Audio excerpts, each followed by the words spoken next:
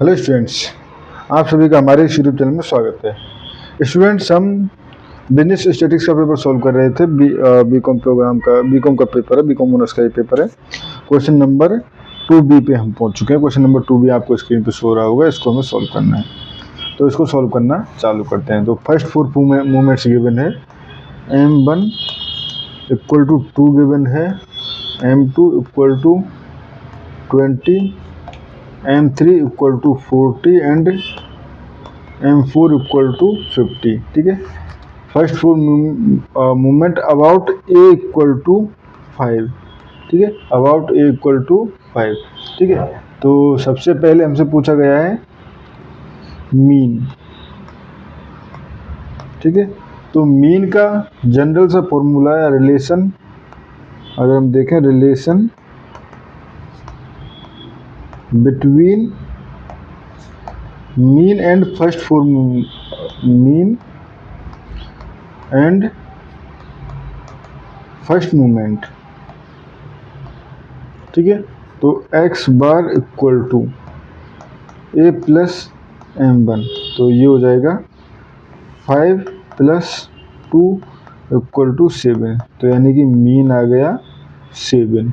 ठीक है, उसके बाद हमसे फर्स्ट क्वेश्चन में जो पूछा गया है वो पूछा गया है first 4 movements, first 4 movements about mean. ठीक है, तो देखो फर्स्ट सेंट्रल मूवमेंट हमेशा 0 होगा। First central movement about mean basically क्या होगा, 0। ठीक है, नाउ सेकंड सेंट्रल मूवमेंट, ये फॉर्मूले याद रखेंगे तो क्वेश्चंस आराम से सॉल्व हो जाएंगे। सेकंड सेंट्रल मूवमेंट, ठीक है। Second central movement basically μ2 equal to M2 minus M1 square.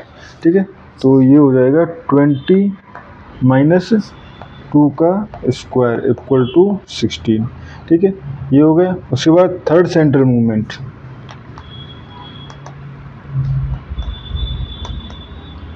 Third central movement. ठीक है, तो ये हो गया μ3 equal to M3 minus 3M2 M1 plus 2M1 cube. ठीक है, तो ये वैल्यू पुट करेंगे तो हो जाएगा 40 minus 2 into 20 into 2 plus 2 and 2 का क्यूब। ठीक है, तो ये हो जाएगा माइनस 64। ठीक है, and fourth central movement, fourth central movement ये हो जाएगा μ4 equal to M4 minus 4 M3 M1 plus 6 M2 M1 square minus 3 M1 to the power 4। ठीक है, वैल्यूज पुट करोगे और सॉल्व करोगे तो आ जाएगा ये हमारे पास 162। μ4 इक्वल टू 162। ठीक है, उसके बाद सेकंड ऑप्शन में पूछा गया है हमारे पास स्क्यूनेस। ठीक है, तो कोफिशिएंट ऑफ स्क्यूनेस क्या होगा, coefficient of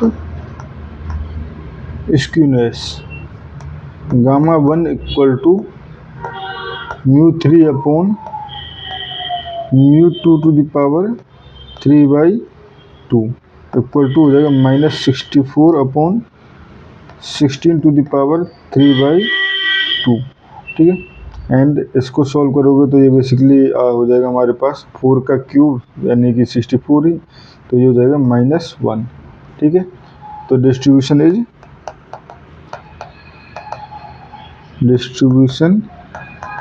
is negatively skew.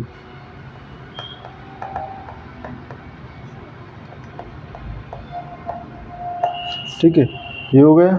उसके बाद कर्टोसिस। ठीक है,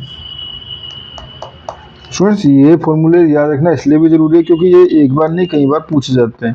इससे पहले भी पूछे जा चुके हैं।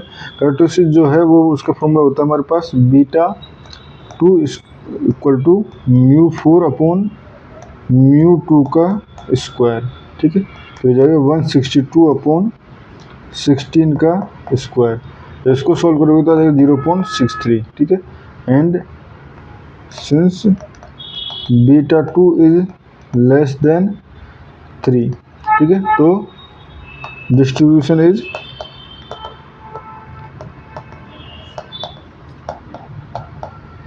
प्लेटिकुटिक।